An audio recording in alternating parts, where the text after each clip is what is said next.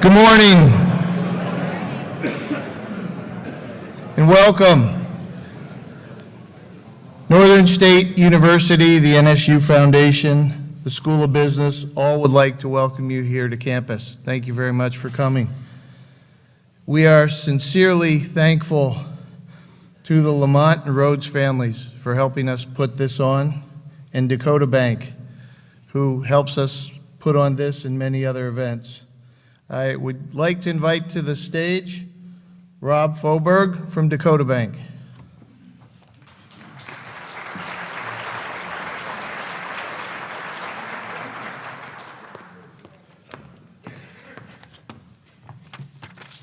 Good morning, and let me add my welcome to the 2019 installment of the Lamont-Rhodes lecture series. The Lamont-Rhodes families are among the founders of Dakota Bank and have long histories at the intersection of agriculture and banking. Their vision for and support of this lecture series leverages those histories in support of greater understanding of current and evolving issues in agriculture for those of us in the room and ensuing generations. Dakota Bank is honored to be a sponsor of the series and to continue the legacy of those families by working with farmers and ranchers throughout what we call Dakota Territory. So again, welcome. Thank you for being here, and it's my honor to invite the 17th President of Northern State to the stage, Tim Downs.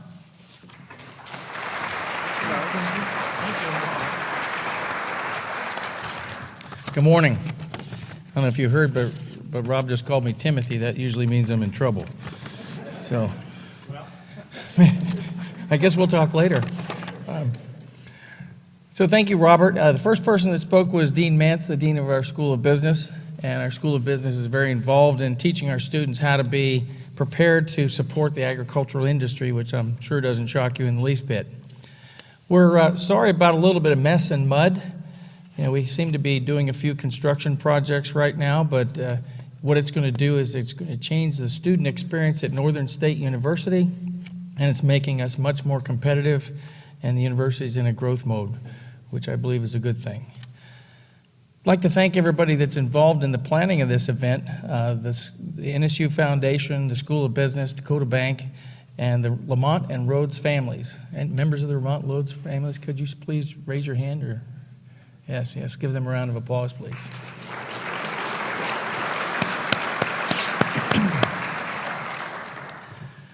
So in a former life, I was involved and affiliated and supervised a small business development center. So when we came up with the topic and our speaker, agricultural succession planning, I knew that it's a topic that everyone would be interested in. We're thrilled to have Ms. Richards here to share her knowledge. Last night we had dinner and just had a really compelling conversation about what she knows, where she comes from. Cornell University is one of the preeminent agricultural schools in the world.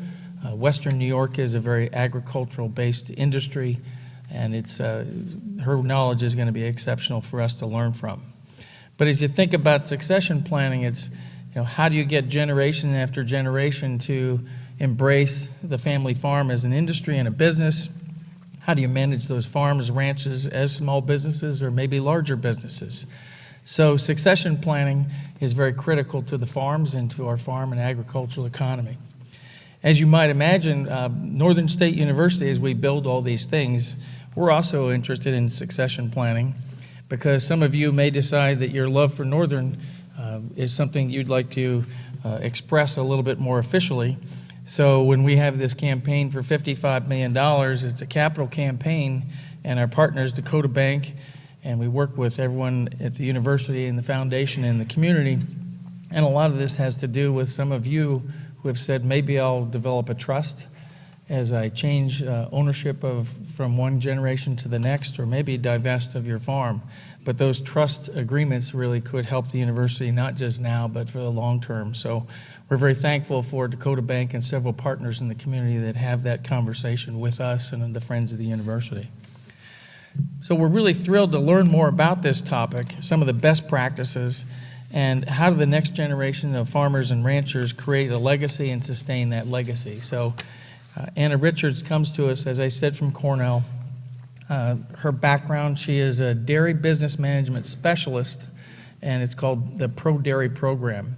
Prior to joining the Pro Dairy Program, she worked as a farm tax and business consultant with a focus on business structure, succession planning, asset transfer and preservation, estate planning, and long-term tax planning. She works with dairy farms on several aspects of business management, including ownership structure, transfer strategies, family business issues, financial performance analysis, and she also facilitates business-focused group discussions on how to be the optimal dairy manager.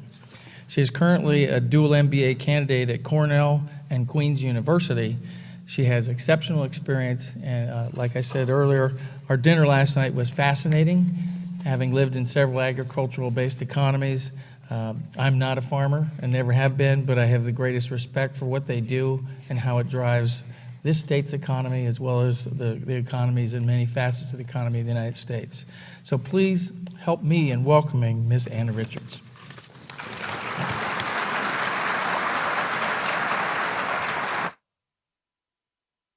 Thank you, Tim.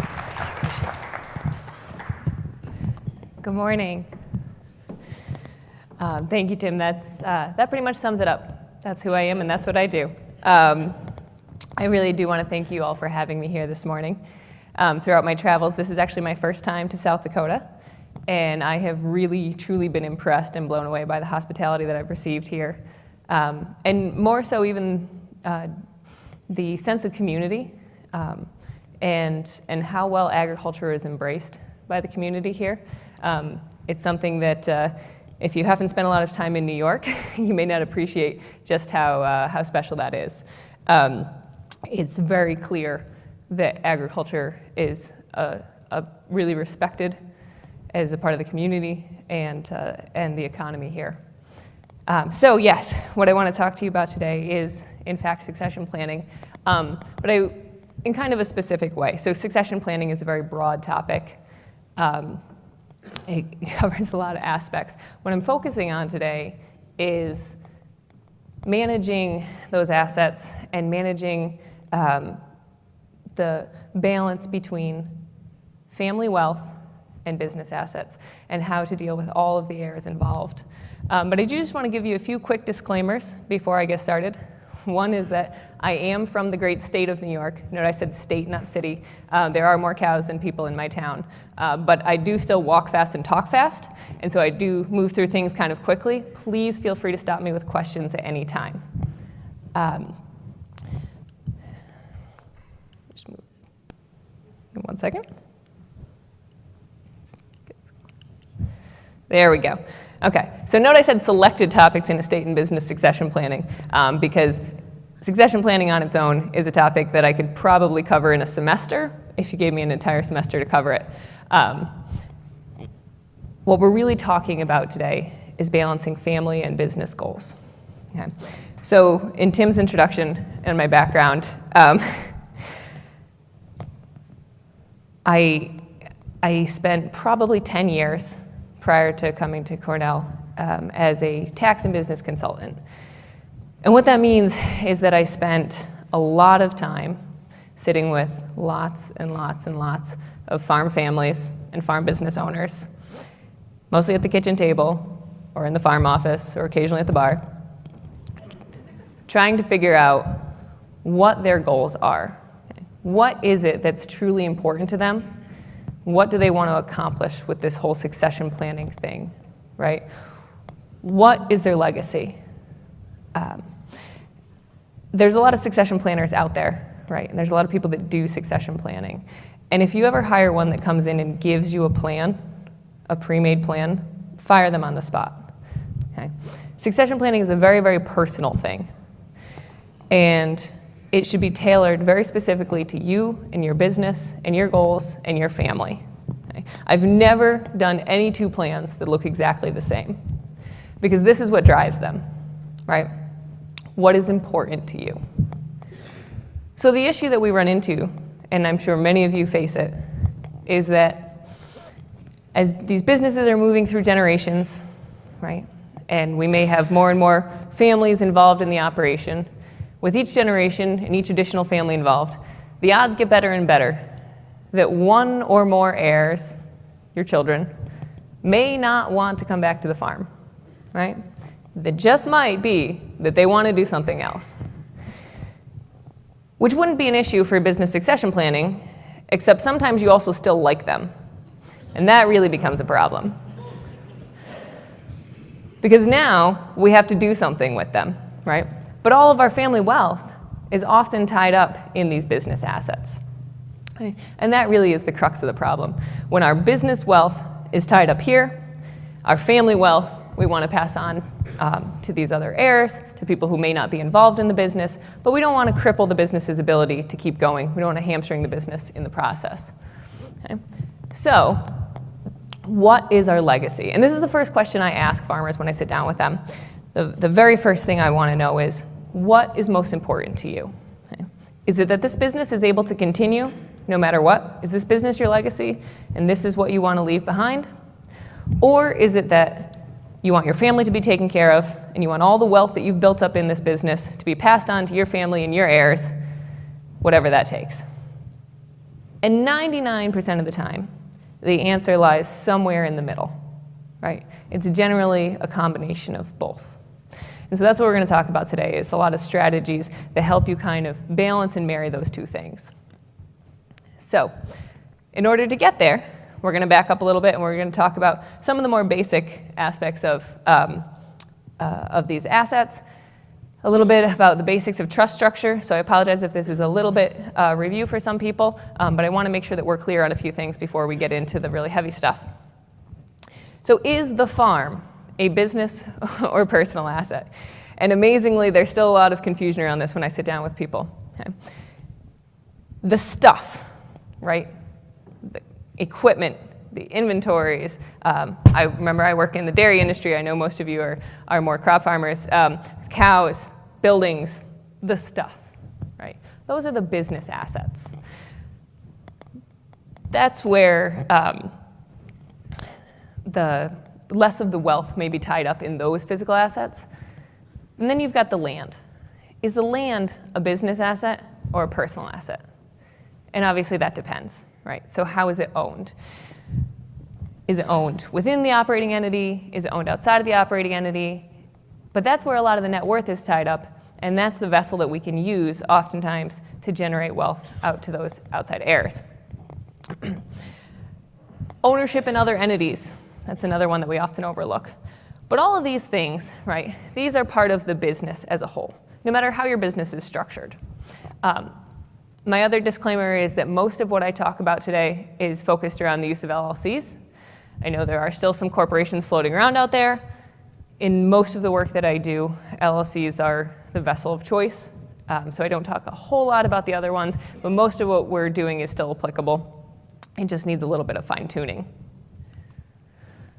So what are the personal assets then, right? So again, we're sitting with the senior generation and we're looking at their bucket of stuff and how we're going to split it up among people. And we say, okay, so what are the personal assets that we have? Well, it's those business units, right? So the stuff in the farm, all the physical things, those are the business assets. But your personal asset is your ownership in that farm.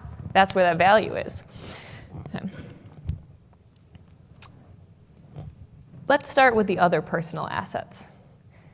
And way back before the day that you say that you want to retire, and we want to start passing this business on to the next generation, we need to start working on accumulating these other outside assets. Why?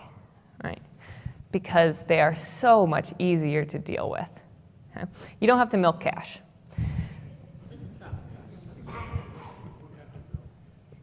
These outside investments, right, they do have an effect on farm cash flow at the time. And if you're like every other farmer I've ever worked with, the answer is always, I'm not going to take money out of the business. I need to plow that capital back in, right? We need to grow. We need to buy stuff. I need more green paint. But the ability to transfer the business to the next generation is exponentially easier if you have these liquid assets, if you have cash available, right? Because then it becomes easy, right? We've got outside heirs, we've got kids that want to farm. These outside heirs, we've got cash, right? It also becomes easier for you exiting the business because now you've built up this outside investments, cash. You don't need as much of the wealth out of the farm, right? The farm isn't 100% paying out your retirement, and you're not as reliant on getting the cash out of this business. It can keep the capital that's in there and keep building on itself. It does affect the farm cash flow to accumulate. I encourage my farms when I work with them, what I call cash flow conditioning, to take big draws, okay? Which does go against a lot of their nature. They don't like to take big draws. But by building equity in the business, as your equity gets bigger and bigger in that business, it's really just a liability to the next person coming in to own it, because eventually at some point they've got to get that equity out to you. The other nice thing about cash is that it's available during your lifetime. A lot of this stuff that we talk about in terms of estate planning and succession planning and marrying them together, we talk about how to get stuff to heirs after your death. But what if you live? And what if you'd like to enjoy some of that during your lifetime? Okay? Cash is nice because you can pass it on to your family members, your kids at any time. Life insurance. Okay? Life insurance, you cannot pass it on at any time. That requires a specific triggering event to get any value out of it. It is, however, relatively easy to manage.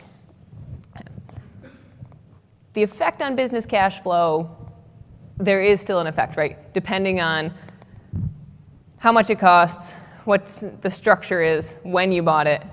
And it also depends on who is doing your business planning. Because, and I apologize if there's any life insurance agents in the room. There are a lot of life insurance agents, at least in our area, that are financial planners and will do your business transfer planning for free, right? Which is great. Except everybody gets paid somehow, right? And if they do your business planning for free, odds are you might be slightly overinsured. I've seen farms paying $100,000 a year in life insurance premiums. Okay? Be a little bit careful with life insurance. That being said, it is a really nice tool to manage those off-farm heirs, right? If you're looking at your estate planning and you say, okay, I've got farm assets and I've got kids that want to be in the farm. Great, wonderful. Farm assets go to them. We've got life insurance policies. They go to the kids that are off the farm. They get a big chunk of cash. They don't have to harvest it. Everybody's happy, right? Life insurance is a great tool. It's also a great tool in terms of mitigating risk for the partners that are in the business in the event of an unexpected death, right? If you are in partnership with someone, we face an unexpected death, they suddenly have to buy out your equity. Having business life insurance policies in place is a fantastic tool for managing that. We usually structure them now in life insurance partnerships, where there's a separate little entity that owns the life insurance policies. That's where the proceeds go, and those proceeds are then directed out by the operating agreement of that entity, and allows you to not only pay out the equity to the family of the deceased, but also to fund, get some funds into the business to replace that labor and management. So life insurance is important, and it does have its place. Okay. So as we move up the scale of complexity, now we look at other non-cash investments, right? And this becomes, so now we're looking at all your other personal stuff that isn't cash, that isn't the farm. And that can be any range of things. It could be ownership in outside businesses. It could be personal, collections. It could be things that, are just higher value. The problem with those becomes, how easy is it to liquidate them, right? So if you say, well, I'm leaving my one kid my farm assets, and I'm leaving my other kid some cash in my collection of vintage Harleys, they might be worth a lot on paper. They might be worth a lot to you on paper. But how easy is it for them to liquidate them and get the value out of those assets? And that's actually a real example that I worked with. I ended up sending them to a museum. think about what position you're putting the person who's getting these assets in. How do they get the value out of it? How do they liquidate it? And is there a personal emotional connection? Are they going to want to liquidate those assets? And then again, outside business ownerships. So a lot of times we have farms that also have rental entities, right? Because you buy up farms and there happen to be some houses that come with it and you don't need them for all of your employees, so we start renting out houses. And that's great, that's fine. We want to leave some rental houses to these other kids. Well, that's good, but you didn't leave them an asset, you left them a project. Okay? Because now they have to manage it and they have to run this thing. Or maybe you have ownership in other, outside operating businesses somewhere. It seems to be a hobby of farmers in Western New York to buy restaurants. I think probably because they get most of their payroll back by owning the restaurant in town. And that's wonderful. It's a great asset to leave to someone else as long as they have the skills and interest to run that business and keep the value there. Okay. Then we move on to the farm-related assets, and that's land. Okay. And here's where things start to get a little stickier. So a very common strategy among farms I work with is we keep the land separate from the operating assets, and we use the land as a vehicle to transfer some wealth to those other family members who might not be involved, right? Farm operations owned by the people who are actively operating it, land owned by all the kids, there's rent paid between the two of them. That's how they get some value out of it. And that's okay. It's a great strategy. We're going to talk a little bit about some of the specifics around that and some of the things to be cautious about. The biggest one is, what's their ability to liquidate it? Okay, so you left them on paper a third of this land, right? And it's worth a couple $1 million. Are they ever going to be able to get that couple $1 million? Well, the only way for them to get it is to liquidate it. And if they liquidate it, what does that mean to the people that are trying to operate the farm that's dependent on using that land, right? And who are they liquidating it to? How can they liquidate it? On the flip side, now you've got the heirs that are trying to operate the farm, whoever that is, and what's their security that they're going to have that land base available, okay? That the other people who are involved in the ownership of this land can't just yank it out from underneath them at any point, right? Whether they liquidate it, do they have the ability to rent it to somebody else if they feel like it? What is the security of those operating managers on the farm? And then the most complex asset that you're dealing with when you're, again, looking at your personal estate planning, the assets that you own, the most complex one is the business ownership, right? The operating, I say the operating entity, again, usually referring to LLC units, it could be something else. Now we have to start asking more questions, okay? If I pass these business units on in this operating business to all of my kids, and they're not all actively there working in the business, what does that do to the ones who are trying to run it on a day-to-day basis? What challenges does that pose for them? Okay. It also, so keep in mind, this is where we get into the equal versus equitable discussion, and I'm sure you've heard it before. If on paper, my farm assets are worth $2 million, and my life insurance policy is $1 million, right? And I leave the farm to one kid and I leave the life insurance policy to another kid. Who got a better value?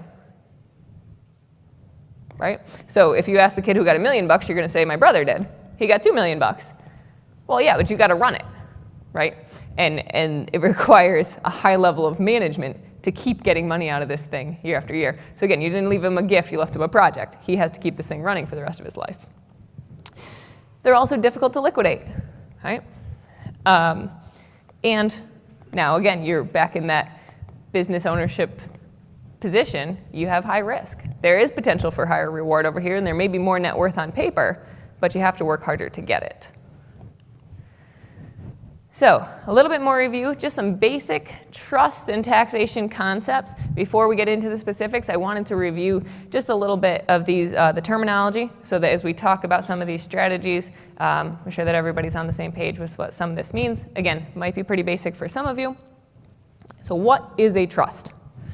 Right? Well, trust is a lot of things. I think the actual definition is it's an arrangement, what is it? Where a person holds property for the benefit of someone else. Right? A person, a structure of some sort, holds the property to benefit someone else. A trust is whatever you want it to be within the confines of the law. And so I hear a lot from people that they're like, well, I have a trust, so I'm okay. I'm like, what does it say? I don't know, what's a trust? Okay, great. Well, there's like approximately 1 billion types of trusts, because a trust document is, again, can be personalized to say pretty much whatever you want it to say. And I did do a little bit of Google research on South Dakota trust law, and you guys have some pretty advantageous trust laws here. You can be pretty flexible with what you can do. So when you tell me that you have a trust, it doesn't really tell me anything at all. We have to talk a lot more about what that actually says and what that means. But if you think about it, makes it an incredibly flexible tool for you, right? So you can make that trust do whatever you want it to do, which is why we go back to that important first step of figuring out, what do you want it to do in the first place? What are you trying to accomplish? Okay. Just a few little terminology things to make sure that everybody's on the same page. Grantor, that's the person who puts the stuff in, okay. Not to be confused with a grantor trust. Beneficiary is the person who gets the value from the stuff eventually, right? That would be your heirs of some sort. The trustees are the people who are responsible for managing this thing. So you write the document with your attorney, a good attorney, but someone has to execute it, and that's the trustees. They make sure that everything is being done according to the trust documents, that your wishes are being carried out, essentially. The trust protector, you guys have some cool trust protector laws here as well. Trust protector has some oversight over those trustees and make sure that they're doing their job, right? And can remove them if they're not doing their job. Then we've got the principal, and this becomes really important. We're going to talk about in a minute how these work. The principal is the actual stuff you put in. It's not the income that it generates, right? So if we're talking about business assets, it's the actual business ownership, capital that goes in there, not the income coming off of it, because they get treated differently. And then, of course, the income is what's being generated by that principal. If it's farm assets that you're putting in there, it's the farm income that's coming out. If it's just investments that you're putting in there, it's the interest and dividends that are coming out. Revocable and irrevocable just means, can they be, all trusts can be changed. Just depends how difficult it is to do it. Revocable basically means you can get stuff back out. Irrevocable means you can't. So a grantor trust, and we're going to talk about those a little bit later. A grantor trust basically just means that for income tax purposes, trust doesn't exist, okay? All the income generated still flows back to you, being the grantor, the person who put stuff in, as long as you're alive. It's as if for income taxes it doesn't exist. Once you pass away, then it becomes a non-grantor trust, and the trust becomes its own living, breathing thing. Now this does become important because the tax treatment is very different. A grantor trust, as long as the grantor is alive and is being treated as a grantor trust, that income being taxed to you gets taxed to you the way it always has been. And you can do all kinds of fun tax planning and the way you always have. Once it becomes a non-grantor trust, now it's being taxed at the trust rates, right? So income coming in there, if it's not being distributed out to the beneficiaries, gets taxed at a much higher rate. You have compressed tax brackets, different capital gains treatment, much less favorable tax rules. So if we start using trusts to transfer business assets, and those business assets are generating income, you need to be careful about how that income is showing up in these trusts. A trust document, again, can be really tailored to do and say whatever you want it to say. Okay? It's the governing document of the trust. It's just like your operating agreement for your LLC or your bylaws for your corporation. It says, how does this thing work? How does it run, right? What stuff went in? How can stuff come out? Who does it go out to? How are things treated while they're in there? That's your trust document. It does it should also have a mechanism in there to replace trustees, okay? And that's part of where that trust protector comes in. Because here's what often happens with trustees. You put this trust together because you were smart and you did your succession planning early on. You put this trust together, and then you went on and lived for another 30 or 40 years. And during that time period, stuff changed, right? People changed. The situation that you're in changes. And maybe some of those trustees that you appointed at the time that seemed like the best choice, maybe they're not the best choice anymore. Maybe they no longer live here, right? Maybe they've gone elsewhere and they have different interests. Maybe they didn't live as long as you did, right? So you need to have a mechanism in there to replace those trustees if they no longer make sense. How do we get the stuff in? It's gifted by the grantor, that's you. You gift it into the trust. Why is that important? Well, if you've had basic income tax, okay, when you gift something, it retains the basis that you have in it, right? So if you bought land for $50 an acre 150 years ago, that's the basis that you have in it. And if you then sell it for $5,000 an acre, you pay tax on the difference. And when you gift it into a trust, or you gift it to anyone, it retains that basis. However, if it passes through your estate, okay, if it's inherited, it gets a step up in basis to whatever the fair market value is at the time of death. So if you were to pass away, if you bought this land for $50 an acre, you pass away and it's now worth $5,000 an acre, it gets a step up in basis at that date of death to $5,000 an acre. Your heirs turn around and sell it for $5,000 an acre, they pay $0 of tax. Okay? So this is very important, whether things are gifted or if they are inherited.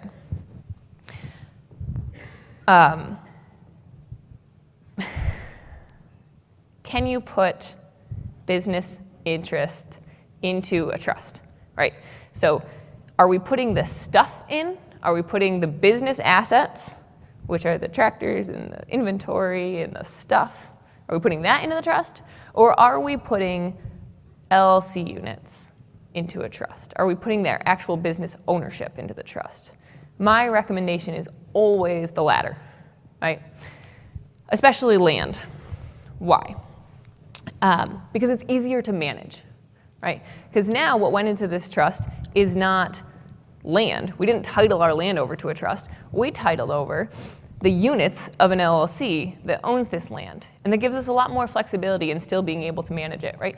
And we don't have to put all 100 units or 100% of the units into the trust. If you title land, it's a little harder to split it up, right? You say, well, I'll put it in, but I'm going to try and carve out this parcel. Well, now we have to subdivide it, and we have to.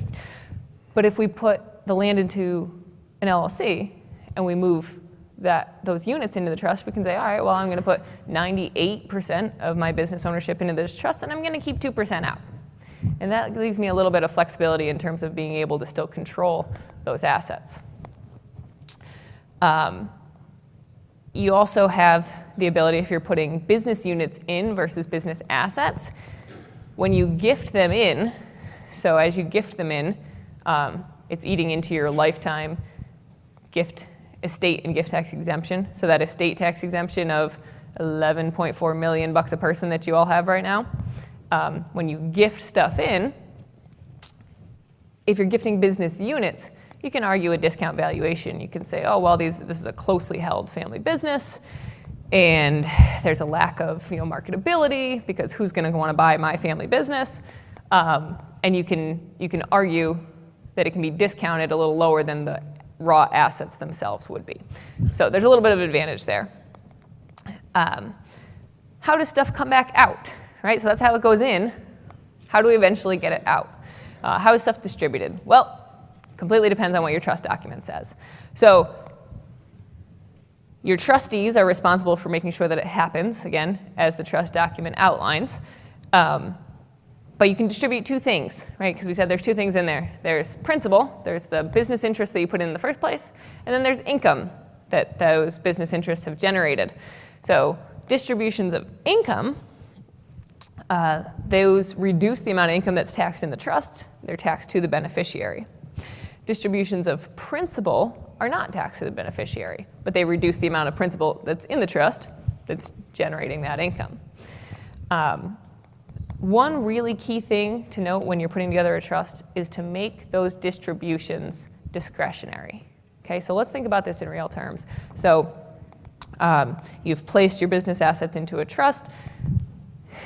It says that 5 years after your death, we'll say it says 2 years after your death, it'll be distributed to your then living heirs. That's great, except 2 years after your death, you have one heir that is tied up in a divorce and one heir that has medical bills and creditors and has people just waiting with their hand out to take whatever wealth that they have.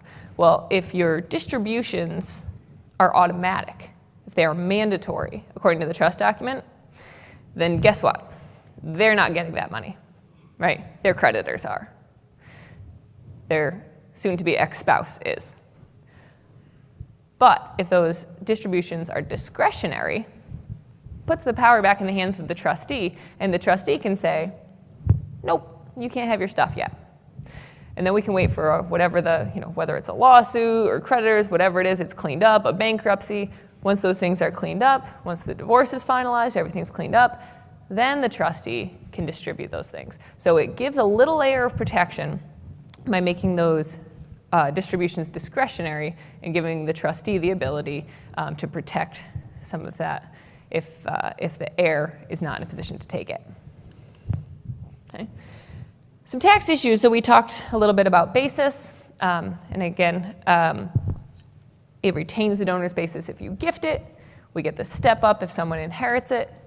We know this is important because this can really have some significant tax benefits to the beneficiaries. If they then need to liquidate these assets, it can reduce the amount of gains that they're paying tax on, almost to zero. Estate tax. Just going to mention it. You guys do not have state estate tax here, which is fantastic. We do. You have $11.4 million per person. That's 22.8 as a married couple. You also have what's called portability. So you share that 22.8 between the two of you, as long as at the death of the first spouse you file the election. So what that means is that estate taxes at the moment are not as much of a driver of this planning as they used to be, right? A few years ago, when the total estate tax exemption was only a couple $1,000,000, we spent a lot of time and a lot of money getting assets out of our estates to avoid estate tax. Okay? It's still an issue, but it's less of an issue. So let's get to the hard part. How do we use these business assets to get family wealth off to those non-business family members? Okay? So what are we worried about? Especially, and so now I'm going to put myself in the shoes of the people who are running the business, right? If I'm in partnership now with you and I want to be able to continue running this business, but I know that I've got other siblings or cousins or something that are off the farm that you are going to want to get wealth to, I want to know, what is the effect going to be to me as a business owner? What is the effect going to be on the business cash flow? Okay? How is it going to affect my ability to run my business, right? Is it going to affect the way that I'm able to make decisions? Am I suddenly in business with my siblings who aren't here doing this every day? How does it affect my ability to liquidate or transfer this business myself at some point? Are there now restrictions on me? And how is it going to affect my future family relationships, right? Which, believe it or not, is still important. So I asked the senior generation, do you want your non-farm heirs? And for those of you here who are not on farms, you can substitute the word business for farm in any of these slides, okay? Because it works the exact same way. Do I want my non-farm heirs to benefit from the farm business? Okay? And if so, when? Do I want them to get some benefit from this business during their lifetime? During my lifetime, sorry, as the senior generation? Or only upon my death? Okay? Do I want them to get benefit from this business during the business's lifetime? or only if the business is liquidated, right? So do I want them to get some of the income benefit from this business, or just the benefit of the assets themselves if the business is liquidated? Do I want them to have to actively manage anything, or should they just get a check? And do I want the benefit that goes out to them to be guaranteed? Okay? They know that they're going to get a certain dollar amount, or do we want it to be dependent on how that asset performs? Right? Are you starting to think stocks and bonds? You should be. So if the answer is no, right, I don't want my heirs that are not on the farm to benefit from the farm business itself, great, wonderful. We go back to all these other things, right? Life insurance, outside cash investments, unrelated business investments, and this is where, again, where it's really important to communicate that value, right? You're getting cash, there's an intrinsic value to being able to take it and run. But if the answer is yes, which it often is, then we got to ask some more questions. So we said, do we want to get benefit to them during the life of the business, or only upon liquidation?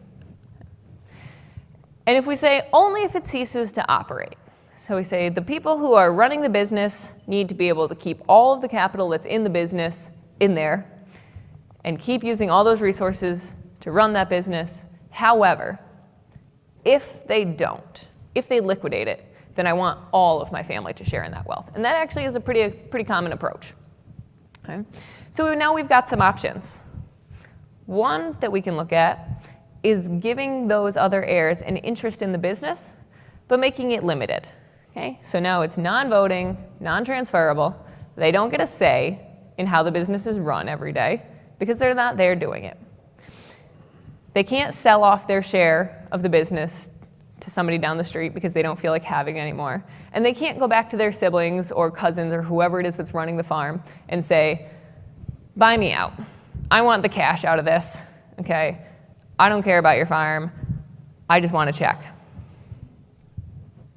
It allows the business to then continue, keep using that capital, keep doing their thing, right, without having to pay them out. However, because they do have an interest in this business, upon liquidation, they would get a percentage. All right. So there's a couple key things, though, that you need to make sure are in place. One is your operating agreement. That's your first line of defense, right? That in your operating agreement, it says they can't just withdraw their capital, right? So if we leave them 20% capital interest in this business, it's limited, it's non-voting, they can't just come to the business at any time and say, I own 20% of this, so on paper it's that much, give me a check for $2 million. I'm taking my capital out. That has to be in the operating agreement. The buy-sell agreement, attached to that operating agreement, sometimes it's standalone, sometimes it's all one document, but either way, your buy-sell agreement, which I call your business's prenup, says what happens if things don't work out. That is what prevents them from being able to liquidate, or at least tells the people who are operating the business on what terms could this person liquidate their interest. So yes, it allows the business to keep going. It doesn't disrupt cash flow, right? As far as the business operators are concerned, cash flow hasn't changed. They're not really paying anything out. They're not having to buy out this portion of capital. It doesn't affect their ability to manage the business, hopefully.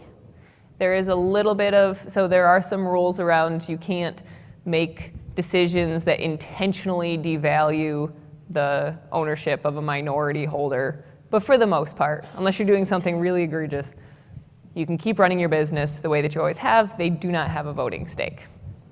Okay. What it doesn't give your non-farm heirs is a whole lot of protection, right? So yes, there are those rules about not devaluing their stock or their share in ownership, but for the most part, the people over there running the business on a day-to-day basis, they can do whatever they want, and how that affects the ownership value of your non-farm heirs is dependent on how they manage the business, right? Could they form another business entity, spin off assets into it, start shifting capital away over here, start their own separate farm that doesn't include that heir, build the wealth over there? Yeah, absolutely.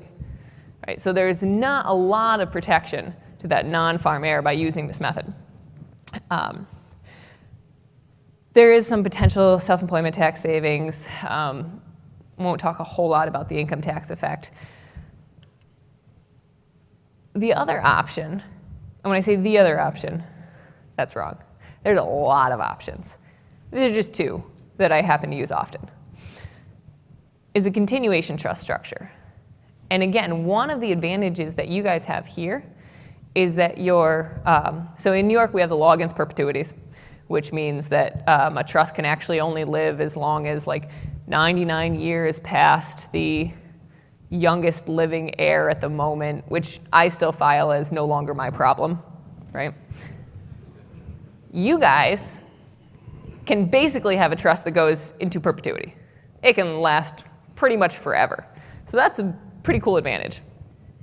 What a continuation trust does is it does just that. It holds the stuff for as long as you want it to. And what that allows the business to do is to keep operating, right? It's just now owned by this trust, and it gets to keep using that same capital and keep operating the same way that it always has been. However, upon a liquidation, the liquidation of those assets is now guided by a trust document, right? And so, again, if the business ceases to exist, now the value gets rolled out to whoever the trust says it gets rolled out to, whoever those beneficiaries are. As you can imagine, though, this adds a little bit of layer of complexity, and it may have a slightly stronger effect on the ability to manage the business itself. Okay? Why? Because now you have trustees involved. Okay? And a trustee has what's called a fiduciary responsibility. It means their job is to make sure that the assets that are in this trust are being managed for the benefit of the beneficiaries. Okay? So they have a little bit of stake to say, what you guys are doing over here with these business decisions are not in the best interest of the beneficiaries, so you need to think about what you're doing. Depending on how the operating agreement is structured and the trust agreement is structured, it may require that the trustee has to sign off on certain types of transactions. Okay? So for example, one that I work with, they have what's called tiered decision making, which a lot of you probably have in your operating agreements, where it says, okay, so if we're going to make a transaction of under $500,000, anybody can do that, right? Any owner in the business can just sign the check. It's not a big deal.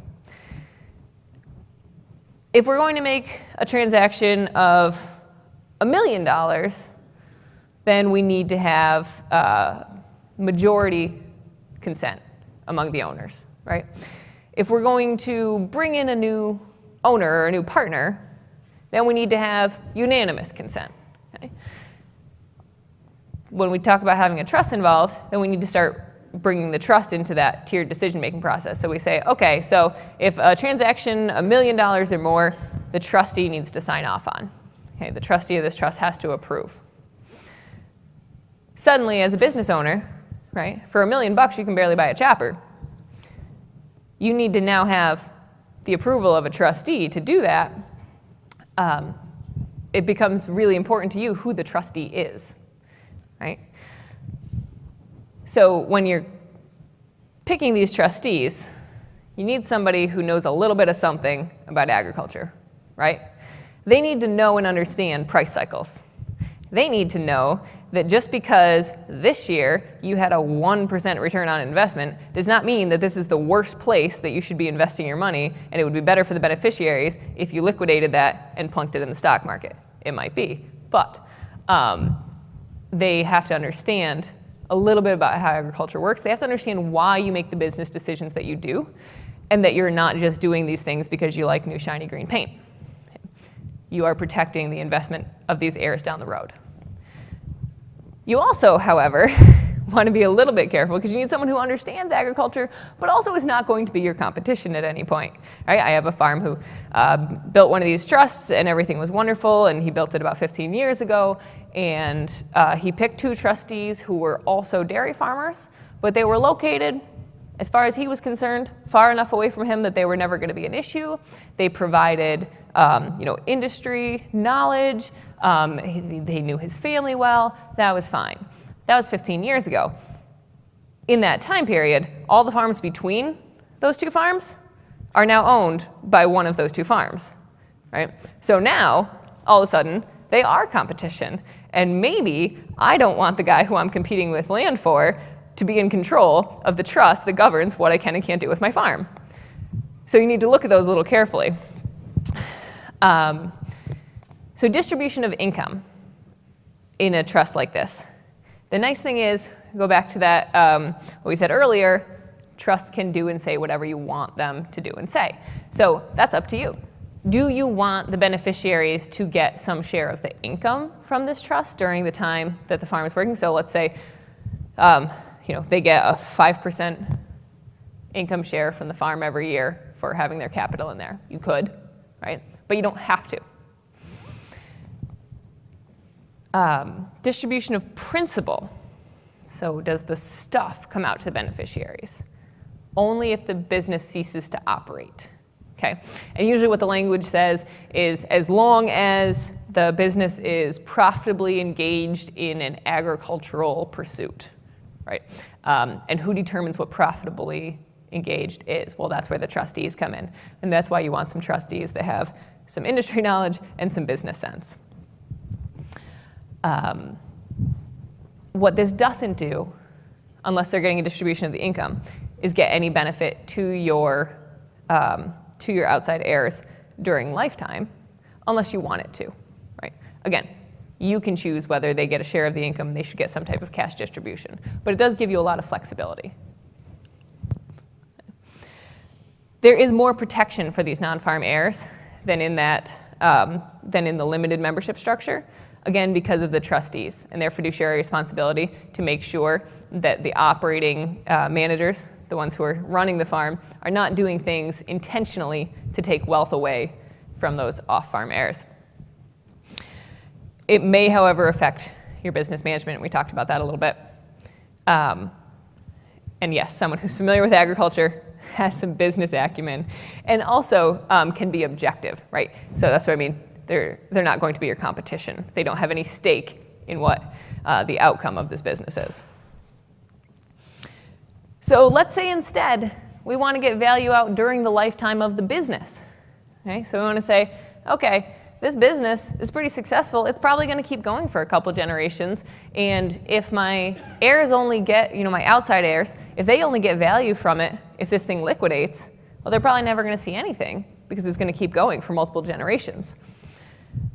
So instead, I want them to get some type of benefit from this during the lifetime of the business, because this is my family wealth. This is the wealth generating asset that I own. I want it to go to my family members. Okay? So then the question becomes, should that wealth distribution be guaranteed, or should it be based on the performance of the business? Okay? So if we want a guaranteed return, we can look at those land rents. Okay? For the most part, the land rents are a set number. There's some negotiation there. There's not risk that the business won't pay them, right? Odds are if for some reason that business is no longer active and not paying them rent, someone else will. What is important here, though, and becomes really important, is how is that land owned, okay? So here's what I've seen. Say, I've got 3 kids, so I'll just leave the land to them together, right? And it's just held jointly by those 3. And that's great. Except one of them, well, they all got married, right? And then, one of them passed away unexpectedly, and he had 3 kids. And they were over the age of 18. So now who owns that land? Well, it's my 2 kids, and then my kid's wife and their 3 kids all own this land together now. Well, then another one passes away, and they had kids that were under the age of 18. So now it's owned by a spouse and 3 kids over here, 1 direct heir, and 2 trusts over here that were set up for the benefit of those 2 kids. And if you try and liquidate this thing now, how many people do you have to get at the table to try and sell this 5-acre piece of land that you left to 3 people. It becomes very messy. So we put it in an LLC. And now suddenly there's rules around who makes the decisions and how stuff is owned. Okay? The LLC that owns the land, it also has its own operating agreement. And that's what dictates how things are done, right? We can have limited and general members in this LLC as well. So we can have people that get money from rents but don't have any decision-making power. Those are the limited members. And again, we can have that tiered decision making. And why is this important? Because that rental entity that owns the land is probably leasing land back to that same operating entity that you want to see keep going. So who gets to negotiate that lease agreement, right? It's really important that the people who are operating the farm have a say in that, right? And they're not suddenly getting hit with exorbitant rents from their spouses or cousins. And at the same time, that the people who are not operating the farm get a say in it, because all of a sudden rents went to $20 an acre so that we don't have to pay a lot out to our siblings. Distributions. So does the rental income that comes in then get distributed out to the siblings? So now they're getting some type of benefit during lifetime, right? One thing to be very cautious of, and I see this a lot, and I don't know if it's as much of an issue out here, but a lot of times the rents of a related entity, right? So that means you own the land, you also own the operating business. The only reason that they're in 2 different entities is 1 for succession planning issues and 2 for liability protection, right? So when you set the rents between these entities, a lot of times we have what I call cash flow rents, right? The rent is just the interest and taxes and mortgage on that property, whatever that land holding entity needs to pay its bills, and nothing more. Well, if that's lower than what fair market value rents should be, and you've got people who are an owner in one of the businesses and not in another, then you've got unintentional equity transfer, right? Because somebody is subsidizing somebody else's equity growth, right? Either because they're paying under a fair market value rent, so the people who are in the operating business get to grow their equity a little faster, or because you're paying over and the people that are in the land holding entity are getting a bigger benefit than they should. Purchase options.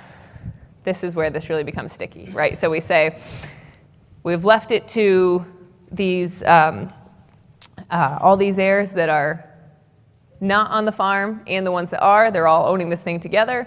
What if somebody wants to liquidate? What if somebody wants their money out? Maybe that's okay, right? First of all, you don't want to be in business with someone who doesn't want to be in business with you, okay? Second of all, that's why you built the wealth in the first place. You wanted it to benefit your kids in some way. Maybe you want them to be able to get that money out, but you just want to control it, right? Because you don't want that off-farm kid coming to the ones that are there and saying, give me my $2, $3, $5 million bucks for my portion of this land. So we set terms in there for purchase options. We say, how is the value determined, right? First of all, we set a mechanism for that. Is it appraisal? Is it internal balance sheets? How do we agree on what that value is? And what are the terms, right? So, yeah, we'll buy you out. Yeah, we get to buy our sibling out, but it's over 20 years, or it's over 15 years. And we get to set the interest rate. And it's a 15% discount. Okay. What are the terms? And you can set those up again to be whatever you want them to be. And then again, who can force it, right? So can the off-farm heirs be the ones to say, you have to buy me out? Can at any time the ones who are on the farm say, no, we've had a really great year, we're in a really solid position right now, we're going to buy you out. We want you out of here, here's your check. Who has the ability to do that? Okay? And that's something, you can make it say again whatever you want. It's whatever it says in these agreements. But these are the questions that you need to answer when you're putting them together. Okay? So that land can go into a trust. Again, I recommend that it goes into an LLC, and those LLC units go into a trust. But what does that do? Right? So we talked about the ability to retain some management control by putting it in the LLC first before putting it directly into the trust. You can have an LLC that's manager managed or member managed, okay? And manager managed means that you've appointed a manager and it's no longer whoever owns the highest percentage of this business gets to control it. It's whoever is appointed the manager gets to control it. So if I put 98% of my ownership into this trust and I keep 2% out here, well, whoever owns that 2% can still be the manager and can still make those decisions, whether it's buying or selling land, making distributions, negotiating those rental agreements. It leaves some control outside of the trust, which might be a good thing. Okay.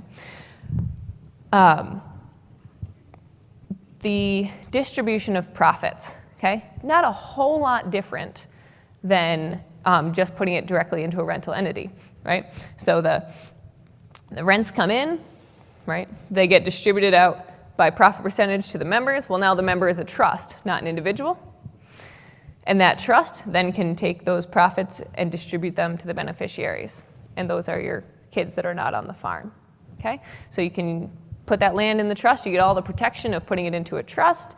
You get all those benefits, but it still allows some of that rental income to flow through out to those kids that are off the farm, and it still provides security to those ones that are on the farm working, that they know they are guaranteed this land base and they are not going to be forced to liquidate it.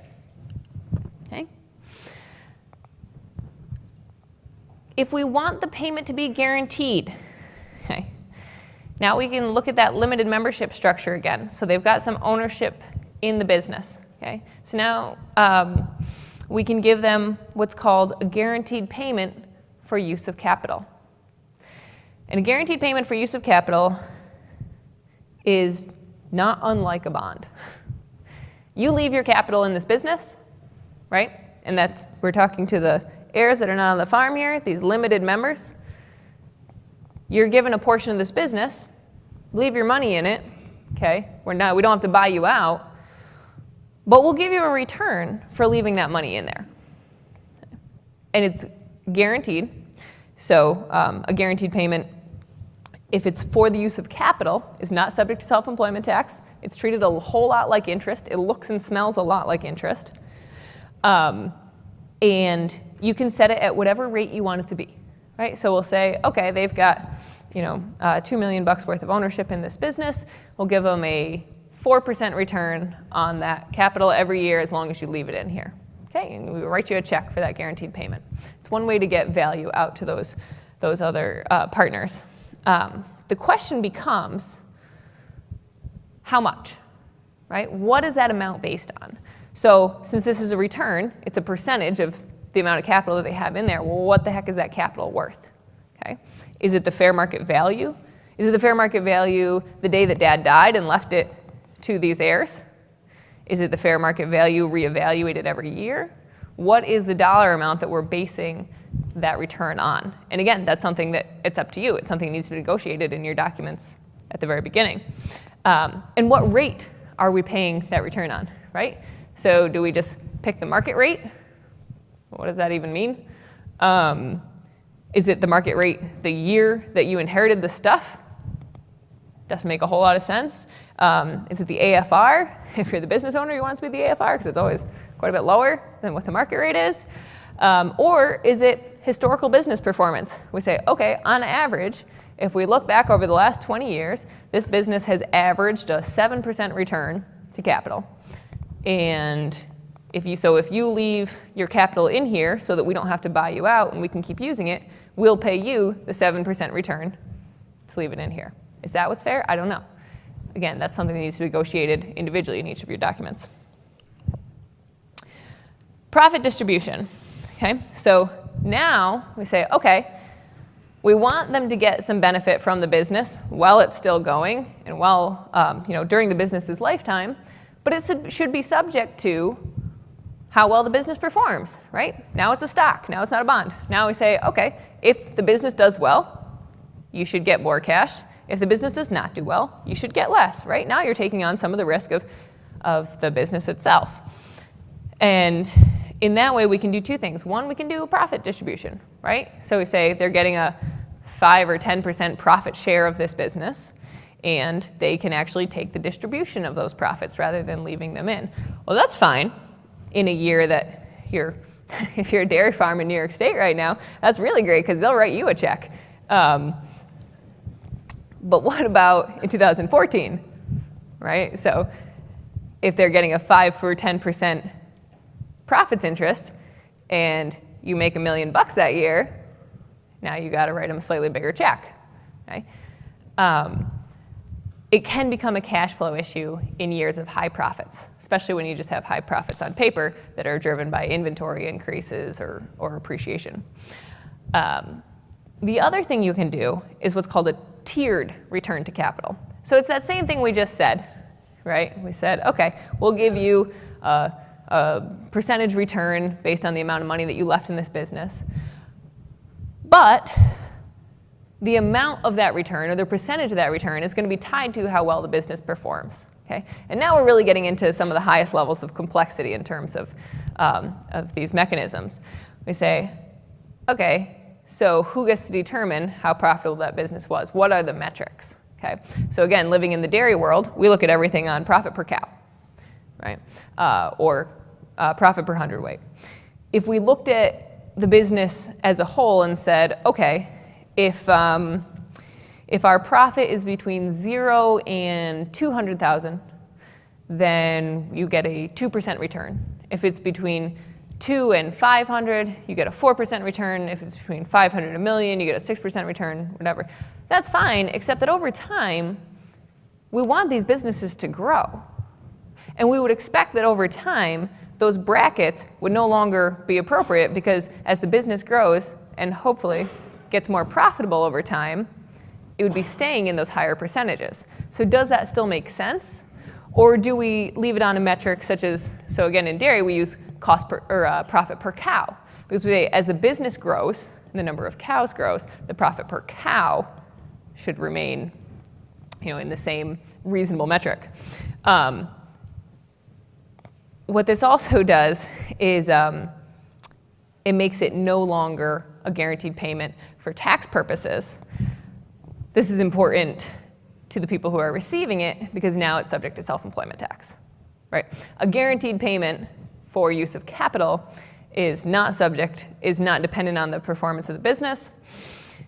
As soon as it's not guaranteed anymore, right? It's not set beforehand, it's subject to performance, now it's subject to self-employment tax. So it is a little bit of an issue for the outside people. Okay. The last thing I'm going to touch on, and I'm going to touch on it very quickly, mostly because the rules around this have changed so much. I'm not sure here. I know that here in South Dakota you do have a partnership for long-term care. I don't know if we technically still have one in New York as well. It's not really effective. I don't know how effective yours is. But long-term care planning has become, especially with the increase in estate taxes, or estate tax exemption, I apologize. Long-term care planning has become much more of the driver of a lot of this planning because estate and succession planning are very closely tied together, right? So protection from long-term care costs has become much more of the driver than estate taxes have been. The average cost in South Dakota, I don't know if this is timely, but when I looked it up, was a little over $81,000 a year for a nursing home. New York State, it's well over $100,000 a year.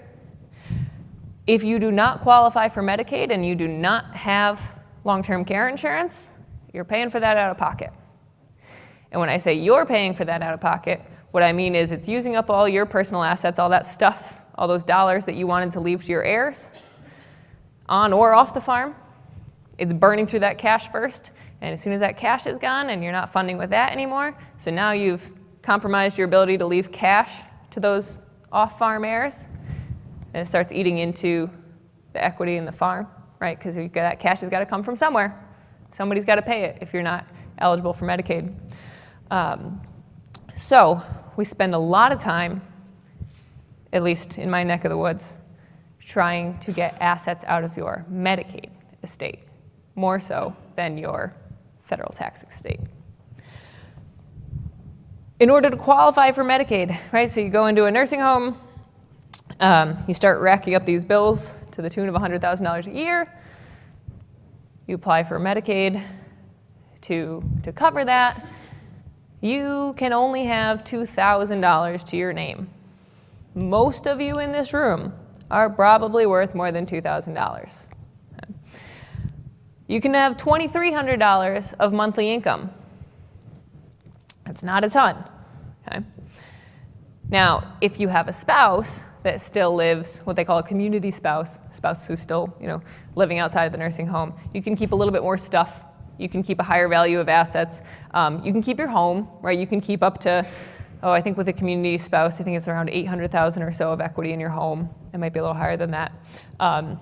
So that's okay. But you got a lot of net worth tied up in these farm assets over here. Okay? And in order to qualify for Medicaid, we got to get those out of your Medicaid estate.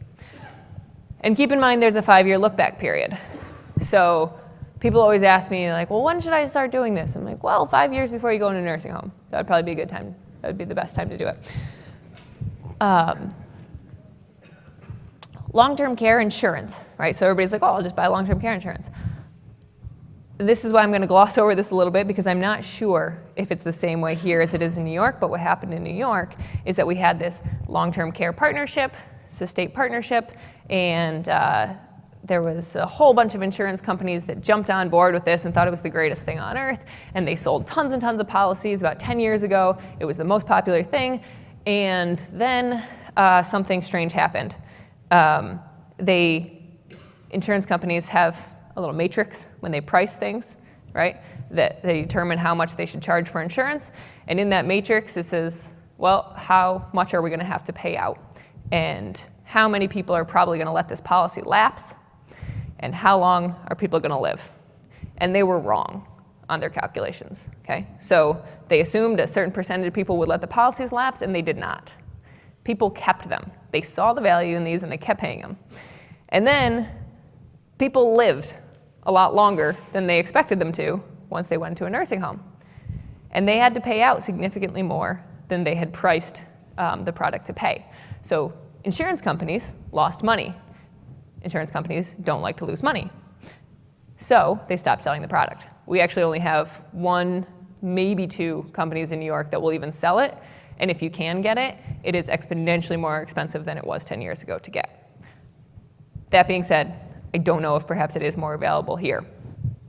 However, we instead have started looking into other planning strategies to combat this without having to buy long-term care insurance. And one of the most popular ones is what we call an intentionally defective grantor trust. Okay? Only lawyers call it that. The rest of us call it an income-only trust. Okay? An income-only trust is a little bit unique in that it allows, so it's a grantor trust. Remember where we said a grantor trust is during the lifetime of the grantor, the person who puts the stuff in, is disregarded for tax purposes. Everything just keeps flowing through you. You don't file a separate tax return for it. Everything keeps flowing to you like it always did. But as far as Medicaid is concerned and the nursing home is concerned, it is not a part of your estate. Okay? So it's protected for Medicaid purposes. For income tax purposes, it stays in your name. You can still get the income from this trust, hence the income-only trust. What that means is that you can put your land, you can put your business into one of these trusts, and from a cash flow standpoint and a day-to-day standpoint, all the money keeps flowing to you like it always did, right? You can keep getting the income off of this, whether it's land that you put in, and now maybe you're not operating the business anymore, your kids are, but you still own the land, that's how they're funding your retirement. You put that land in, you're getting rents from the farm, and that's what's funding your retirement. It keeps coming right to you. The principal you can't get back, okay? And that is always the caveat with trusts, right? Don't put it in if you think you're going to need it back. But then what happens is, when you pass away, right? So the assets are in this trust, it's disregarded, it's protected from Medicaid. If you were to go into a nursing home, there's suddenly an agricultural recession and your rents go down, so we reduce the amount of rents that you're getting so they can't take those. And then eventually the person who owns the trust, the grantor, passes away. And what happens? Well, this is where it's a little bit unique. Those assets come back into your estate and they get taxed in your estate, okay? So 10 years ago or more, right, that was a really bad thing. Why would we want assets to come back into our estate? Aren't we trying to protect from estate taxes? Well, yeah, but if you're below that $22.8 million threshold for federal estate tax exemption, we want stuff to go through our estate because then we get that step up in basis that we talked about. So now we put the stuff in there, right? It's protected from Medicaid. We keep getting the income off it throughout our lifetime. We pass away and we get that benefit of the step up in basis, and our heirs who are running the farm it can still be, the distribution of that land is still directed through the trust like any other trust. They've got protection and security. They know that it's coming through them. They don't have to rebuy it. You can, you give them that step up in basis and they get a major income tax advantage as well. Okay. So there's a lot of wins and a lot of advantages to this. We have set up a lot of them in the last few years. So at the end of the day, if you leave with nothing else, these are the two important things, right? The one is that you, as an individual owner, right? I don't mean a sole proprietor. I mean you as the individual owner of your portion of that business. Okay? Your portion of your business is a personal asset. Okay? It is not a business asset. And you have the right to use the value of that asset to provide for your family in any way that you want. Okay?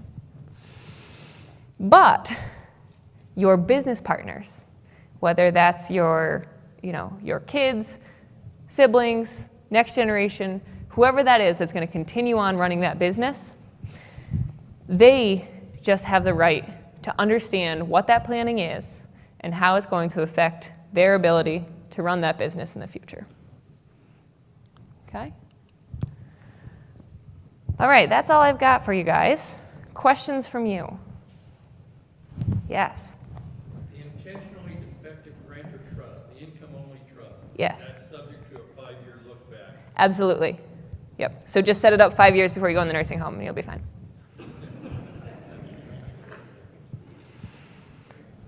All the way in the back there. Sorry, I've got a little light in my face. I can't quite see you. Say that again? When you inherit, you get the stepped-up basis. Yep. And you have a valuation discount. Mm-hmm. Then you get the stepped-up basis minus, let's say the valuation discount is 40% or 30%. Yep. Minus 30 or 40%. If that's what so you have to, do we have, oh, sorry. So the question was, if you have a discounted valuation when it goes in, do you get, when you get the step up in basis, is that step up reduced by the valuation discount? And I believe so, right? Because the step up is to the fair market value. And if what you're receiving out of there is business units, not business assets, then it is subject to the discount. Okay. Other questions? I thought with the intentionally defective Grantor Trust that the estate was included for estate tax purposes in death. Say that again. The intentionally defective Grantor Trust where they retain the income provided. Yep. I thought that the principal was excluded from federal estate tax. No, it comes back in, and that's a good thing. Yeah, I know it is. Traditionally, I always thought that it was included in federal estate tax. So with the income-only trust, the way we, again, as long as it's written correctly, Okay, that's the key. right? As long as it's written correctly, it can come back into the estate. And again, so if you're over the $22.8 million threshold, maybe not the best tool to use, or maybe you need to combine it with some other tools. Other questions? Sorry, it's a little bit hard to see you guys. I'm staring into the lights, so if you do have questions, raise your hands high. If someone wanted to review your presentation, is there a place we can go look at that? Sure. I can make it available, yes. So I can send it to you guys. Now, hang on, that might be, I'm not sure if you guys have a distribution list for attendees, if we can send it out to all attendees, if we can make that available. I know we do that with a lot of our conferences. This presentation itself is not necessarily available on Cornell's site, but I certainly can make it. So we do have a section on the ProDairy site for business management resources, and I can make it available on there as well. What I'd have to do is just, well, you can Google Cornell ProDairy and probably find it easily enough. Or I can send the link to the organizers, and I don't know if they could share it in some way. But yeah, absolutely. Yes? You touched on it some, but what capabilities do you look for, and how do you go about selecting a trustee? A trustee, yeah. So, do you work for a bank? Okay. I'm going to try and do this without offending any of the bankers in the room. So the trustees, again, this is a really personal issue. I always like to have more than one trustee. You can just have one. I prefer to have two, at least two, because I like to have someone who is a little bit more biased to the interests of the business itself, and someone who has a little bit more bias to the interests of the family. So I often recommend to people someone in your family who is slightly removed and can be objective and has no, and this is the key, right? They don't have a stake in the outcome of this thing. They have no potential to receive a benefit from either how this business performs or whether how money gets distributed to the heirs. Okay, so a lot is, however, right, it has to be somebody who has a little bit, I think I'm standing too close to the mic here, who has a little bit of business sense, right, or at least some financial sense. And that's, so that really is the first criteria I say someone who you would trust with your money, right? The other thing I suggest is try to find someone who's younger than you. Because odds are, at the time that you need a trustee, they may not also be around. So I do recommend finding someone who's younger than you. But yeah, so someone who has financial sense, someone who is familiar with your family, right? So I have had people use attorneys as their trustees. I've had people use a longtime family attorney.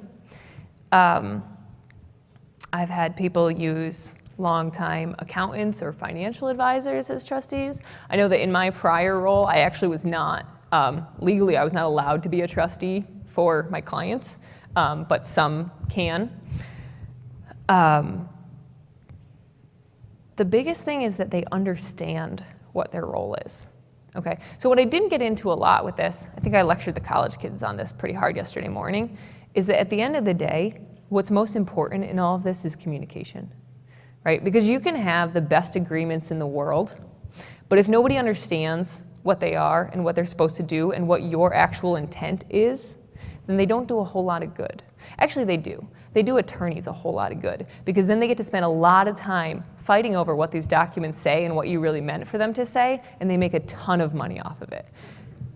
For the rest of us, though, and for the rest of your family, the more that they understand, the better. So when you're picking a trustee, maybe let them know, right? That's always a good start. And bring them into some of these meetings as you're putting the stuff together, and make sure, so probably not until the end when you've got stuff kind of wrapped up. This is not like a one meeting thing. You sit down, you bang out a trust, you're done, you leave. These take time to put together, a lot of time. I've had trusts take, I've had some of these agreements take over 2 years to put together, because every time we sat down once a month or so, they'd say, well, now that I think about it, what about this? And that's good. That's really good, because you want to think through everything that you're trying to accomplish. But once you get to the end of that process, right, and you're to the point where you're putting everything together, bring those trustees in, and I like to also bring in all the heirs, right, all the kids who are not on farm, off farm, anybody who's going to be involved in this in any way, and sit down with them and go through these documents in plain English, right? Not in lawyerese. And make sure that they understand exactly what it means to them and you set those clear expectations, right? So there's no surprises. So sorry, that was a little bit of a long-winded answer, but that's trustees. Yes? Contrast that to the trust protector and how that's a different role. So the trust protector, and I apologize, I don't know all the nuances, but I know that there's a little bit of difference in South Dakota law in terms of trust protectors. I think they have a little bit more power, maybe, and they can remove trustees a little easier. So a trust protector, right, in the simplest terms, I wish I had it. I sketched this out one day in class for a bunch of kids, and the trust protector was just like flying over top of the trust wearing a cape, right? And that's, so if I as a beneficiary think that the trustee is not doing their job, right? And I say, no, this is not what Dad said. This is not the way that it was supposed to work. I think, you are not doing your job as a trustee. You're not running things correctly. I call up the trust protector. And I say, I don't think this is being handled correctly. And the trust protector can come in and say, okay, are these trustees, first of all, are they doing their job? Are they executing the trust the way that it was supposed to be, that it was written to be executed? Are they upholding their fiduciary responsibility? Are they acting in the best interest of the beneficiaries? And if not, you're out, right? So what you want in the trust, and what I mentioned earlier, you want to have a mechanism in there for replacing those trustees, because the trust protector is the one who physically has to do it, right? They remove the trustee, they bring in a new one. Who do you want them to pick to bring in? Right? So in selecting that trust protector, you hopefully have selected someone who thinks along the same lines that you would. But it's nice if in that document you give them some guidance. You say, okay, if you were to pick a new trustee, it needs to be someone who is, a blood relative or a lineal descendant or blah, blah, blah, or who has some relationship to production agriculture or is, you give them some guidelines in that trust document of who they should replace the trustee with. So yeah, that's the trust protector is kind of the superhero that keeps an eye on everything. Other questions? Yes? I did not see the long-term care argument coming in this talk. Oh, sorry. Actually, just me? Who's actually doing that, using their trust in lieu of long-term care insurance? Half the farmers I work with in New York State. And they just no long-term care at all in place of? Interesting. Yeah. So partly because, for a lot of reasons. One, because if they didn't have it already, okay? So if they've already got long-term care insurance in place and they bought it back when it was cheap and affordable, great, wonderful, not worried about it anymore. But they can't get it. It's too expensive. It's not cost effective. Now, one thing that is available, and again, I don't know how this works across state lines. There are insurance policies that have a long-term care rider. So you buy the insurance policy with X million dollars of cash benefit. Should you need long-term care during your lifetime, you can start eating into that benefit to pay for your long-term care. I don't know how those are priced, obviously slightly more expensive than just a traditional policy, but that is another option that's kind of cropped up as well. Yes, in the back. Generally, as the trust protector, who do people generally choose? So the question was, who do people generally choose as a trust protector? Again, I've seen such a wide range. I've seen in-laws in a different state who were in banking, and so they're familiar with my family and they've got some financial knowledge. I've seen kind of the trusted family advisor, whether that's an attorney or a financial planner or your farm credit loan officer. Just kidding, Dakota Bank.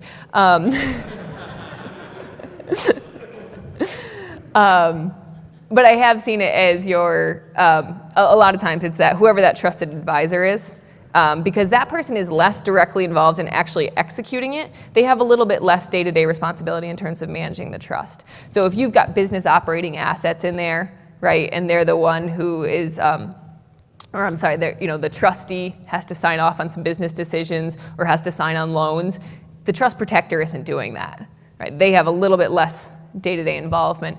Their job is just to swoop in if things go wrong, right? So it should also be someone, and I guess I didn't mention this, you'd like it to be someone that has a relationship with the heirs of some sort, right? So the heirs know who it is and they can call them up and say, hey, I don't think that these assets are being managed correctly.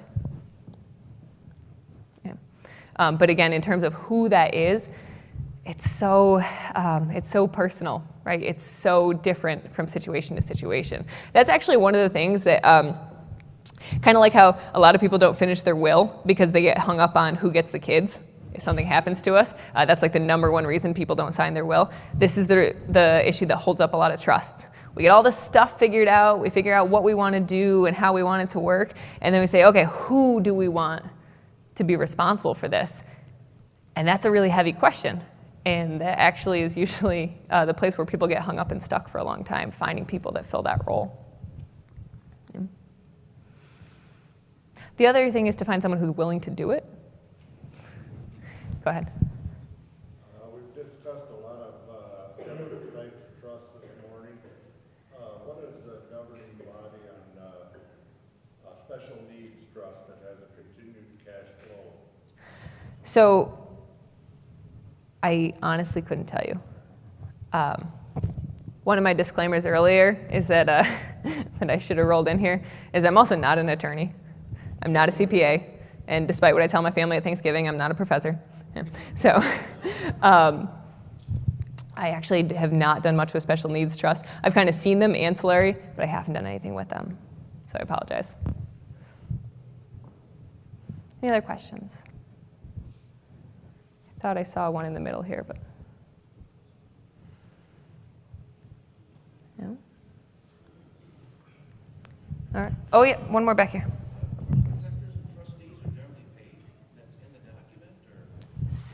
It's up to you. They can be, sometimes, yes. They often are. The amount that they're paid is, again, totally up to you. Again, this is where I wanted to be careful not to offend any bankers in the room. But banks like to be trustees if they get paid to manage the trust assets. A lot of times, so a lot of the farms that I work with, their trustees get like $5,000 or one small percentage of, I'd be careful making it a percentage of the trust assets. One of the farms that I work with where we have a trust as an owner in the business, right? So that operating one I was talking about earlier, when the trustees come to the business's annual meetings. So they review annual financials, they review capital purchase decisions, they review budgets. And when they come to those meetings, they usually cut them a check for like $500 for coming to the meeting. So, but that's what's written in the document. So it's up to you. Other questions?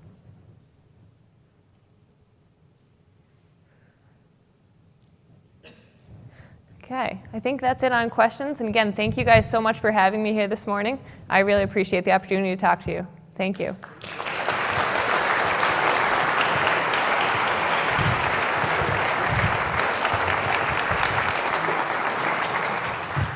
Thank you all for coming, and thank you, Anna, for a great presentation. We'd like to thank Dakota Bank and the Lamont-Rhodes families for sponsoring this event, and we hope to see you guys all on campus again soon. Thank you very much.